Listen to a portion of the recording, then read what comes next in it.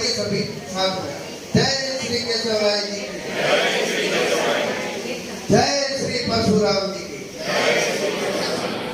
शास्त्री जी प्रभु, मैं अहमदाबाद से आता हूँ। मूल मेरा बीकानेर है, बीकानेर राजस्थान से। मैं उपस्थित मंच पर मेरे वरिष्ठ और आदरणीय सभी अलग अलग जगह से आए हुए मस्तान को मैं मन से अभिनंदन करता हूँ और मातृशक्ति को मैं विशेष हृदय से अभिनंदन करता हूँ। आज मुझे ये गांधी धाम में मौका मिला इस पवित्र भूमि में आने का, तो इसमें मेरा मैं सौभाग्य महसूस कर रहा हूँ और उससे भी ज्यादा खुशी मुझे इस बात की है कि मैं अपने भाइयों और बहनों और मेरे परिवार में आया हूँ। मैं भी पुष्करणा चौटिया जोशी और पुष्करणा ब्राह्मण में जन्म होना, मैं अपने आप को गर्वित महसूस कर रहा हूँ।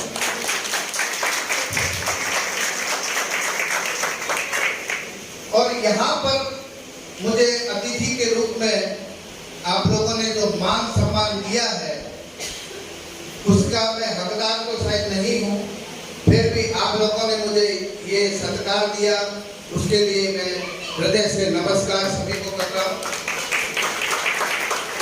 और इस तरह के आयोजन अपने समाज में होते ही रहना चाहिए। अपने पूर्वजों में, अपने तो खून में ही शिक्षा और शिक्षक है, क्योंकि अपने ब्राह्मणों में शुरू से ही गुरु परंपरा और ब्राह्मणत्व होने के लिए अपने दिमाग में और अपने अंदर बहुत ज्यादा योग्यता भरी हुई है। कुछ वर्षों से अपने लोगों ने शिक्षा को दरकिनार किया, इसी वजह से अपने ब्राह्मणों का अस्तित्व खतरे में आ रहा है। तो शिक्षा सबसे ज्यादा जरूरी चीज है। अपन ब्राह्मण गुरु इसीलिए कहलाते थे क्योंकि सबसे ज्यादा ज्ञान ब्राह्मणों के पास ही होता था और अपन ने वेद शिक्षा सभी कुछ धीरे धीरे छोड़ दिया और उसी का परिणाम है कि आज ब्राह्मणों का अस्तित्व खतरे में आ रहा है। तो अभी मैं बच्चों को ये कहना चाहूंगा कि सबसे ज्यादा शिक्षा तो ग्रहण करेगी, डिग्री ग्रहण करेगी, लेकिन अपने ब्राह्मणत्व का वेद पाठ और गायत्री माता का जरूर करें, जिससे उनके अंदर विशेष योग्यता पैदा होगी। तो ये मैं विशेष अनुग्रह करना चाहूंगा बच्चों को कि त्रिकाल संध्या करना भी अपने यहाँ पर सिखाया जाए। अपने ब्राह्मण बच्चे हैं, चाहे वो किसी व्यापार करते हो, चाहे वो कुछ भी करते हो, लेकिन संध्या और अपने गायत्री माता का जरूर और जरूर सिखाया जाए, बच्चों में ये संस्कार डाले जाए। और अपने ब्राह्मणों में और अपने हिंदू सनातन घरों में एक परंपरा थी, जिसका मैं अभी देख रहा हूँ कि बहुत ज्यादा लोप होता जा रहा है। तो मैं एक ज्योतिष शास्त्री होने के नाते मैं एक बात कहना चाहूंगा कि अपने सभी के ग्रह और गण कमजोर क्यों होते जा रहे हैं। सभी के मन में एक सवाल उठता होगा कि हम इतनी धार्मिकता करते हैं, हम इतने अच्छे हैं, फिर भी हमारे साथ ऐसा क्यों हो रहा है। क्या ऐसा हुआ है कि अपने ब्राह्मणों का मतलब परिवार आर्थिक रूप से, मानसिक रूप से, शारीरिक रूप से कष्टदायक होता जा रहा है।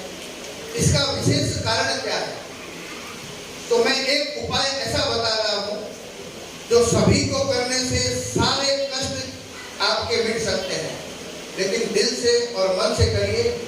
अपने ये परंपरा थी और ये अपन इसको छोड़ चुके हैं। तो आशीर्वाद अभी के बच्चे या हम लोगों ने, बच्चों की गलती नहीं बोलेंगे, हमारे एज के लोगों की ये सबसे बड़ी गलती है कि हमने अपने बच्चों को संस्कार नहीं दिया। गलती हमारी है, हम बच्चों की गलती नहीं मानते, क्योंकि पहले हमसे पहले जो अपने बुजुर्ग थे उनके संस्कार थे और हमारी पीढ़ी, हमारे एज की जो पीढ़ी है और हमारे से 10 साल छोटी पीढ़ी है, उनसे ये बहुत बड़ी गलतियां हुई है। तो मैं एक उदाहरण के साथ में ये वार्ता पूरी करूंगा कि एक बच्चा 11 साल 6 महीना का था और सप्तऋषियों को देख के उसने दंडवत प्रणाम कर दिया। और जैसे ही वो नीचे झुक के दंडवत प्रणाम किया तो ऋषि मुनियों के मुख से निकल गया आयुष्मान भव। जब वो बच्चा खड़ा हुआ तो ऋषियों ने देखा कि इसकी आयु तो सिर्फ 12 साल की है, यानी 6 महीने बाद इसकी मृत्यु हो जाएगी। लेकिन उन्होंने आशीर्वाद रूप में आयुष्मान भव बोल दिया था। तो क्या अब उनका आशीर्वाद खाली जाने वाला है? क्या लेखनी गलत होने वाली है? क्योंकि जन्म और मृत्यु को कोई टाल नहीं सकता। अब उसकी आयु 12 वर्ष ही लिखी गई है, तो अब होगा क्या? क्या वो 6 महीने बाद उसकी मृत्यु हो जाएगी या ऋषि मुनियों की जो आशीर्वाद है वो फलित होगा?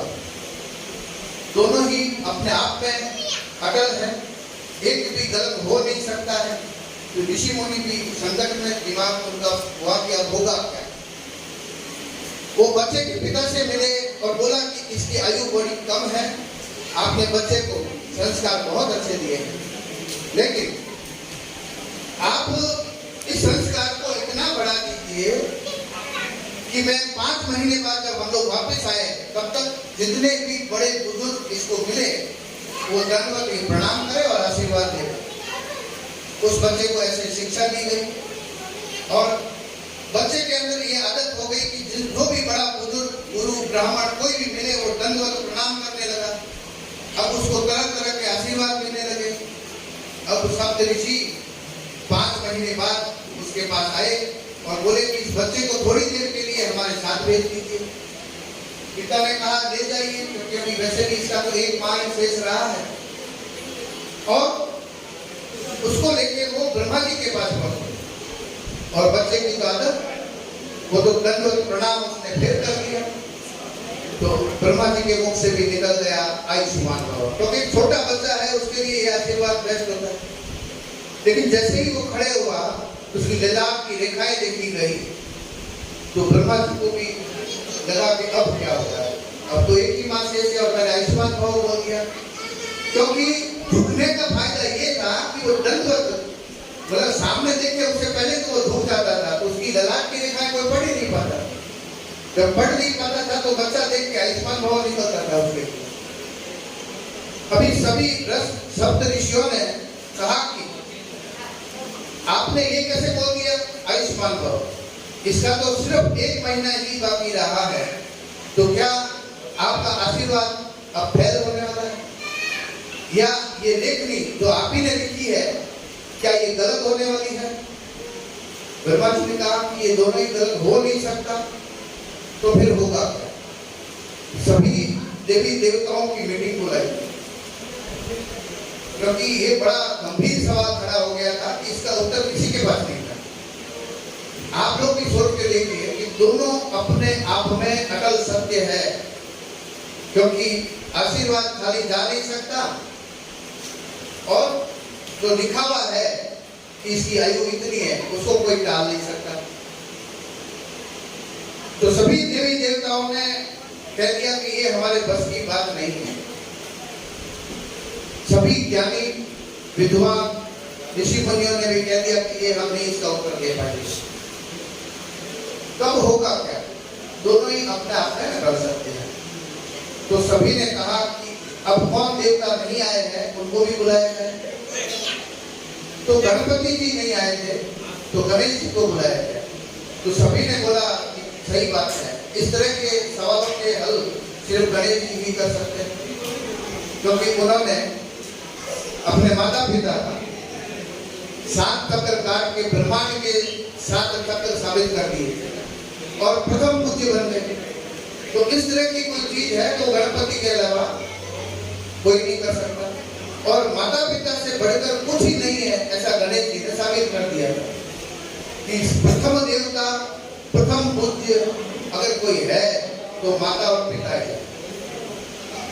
तो गणेश जी से पूछा गया कि हम लोग तो सब परेशान हो गए हैं, कि अब इस बच्चे का सिर्फ 1 महीना शेष रहा है और सप्त ऋषियों से और ब्रह्मा जी से मुख से निकल गया है कि आयुष्मान भव। ये दोनों ही गलत हो नहीं सकेगा तो अब होगा क्या? गणेश जी ने बोला इतनी सी बात। सभी बोले कि इतनी सी बात, हमारे तो पसीने छूट गए इस सवाल का जवाब देने में। इतनी सी बात कहाँ है ये? बोले बहुत सरल है। ब्रह्मा जी से पूछा गया, गणेश जी ने पूछा कि ब्रह्मा जी आपकी आयु की गणना कैसे होती है? तो ब्रह्मा जी ने बताया कि मनुष्य और पृथ्वी लोक में जब ये 4,32,000 वर्ष बीतेंगे तब मेरा 1 वर्ष बीतेगा। तो गणेश जी ने कहा हो गया, सवाल का जवाब आ गया। बोला ब्रह्मा जी ये लेखनी किसने लिखी? आपने। आप इसको काट नहीं सकते, लेकिन लिख तो सकते हैं और ज्यादा लिख सकते हैं, इसमें और जोड़ सकते हैं। तो इसमें आप 1 लाइन और जोड़ दीजिए, 1 महाशेष इसका लिखा है, उसके साथ में जोड़ दीजिए कि इसकी आयु की गणना ब्रह्मा जी के समान की जाएगी तो हजारों साल की उम्र उसकी होगी। तो ये है आशीर्वाद की ताकत जो पहला गणेश जी ने साबित किया था, फिर ब्रह्मा जी के इस आशीर्वाद ने भी साबित कर दिया। तो अभी के बच्चे झुककर आशीर्वाद लेना लगभग भूल चुके हैं। अपने समाज में थोड़ा बहुत अभी भी बाकी है, लेकिन ये आशीर्वाद से अपना कोरा मजबूत होता है। अपना कोरा ये वीक होता है, कभी अपने ग्रह वीक हो सकते हैं, अपने गण वीक हो जाते हैं। कोई भी तंत्र मंत्र करने वाला अपने उसको भेद देता है। कहीं भी चाणक्य पे जाए उसका पैर आ गया, भूत प्रेत लग जाना, ये जितने भी संकट आते हैं उस सबका एक ही पॉइंट है कि अपना कोरा वीक हो चुका है। तो ये आशीर्वाद से कोरा मजबूत होता है। अब जब कोरा मजबूत होगा तो ज्ञान बढ़ेगा, ज्ञान बढ़ेगा तो शिक्षा बढ़ेगी और अपने बच्चे बहुत उच्च पद पर पहुंच पाएंगे। जय श्री सीताराम।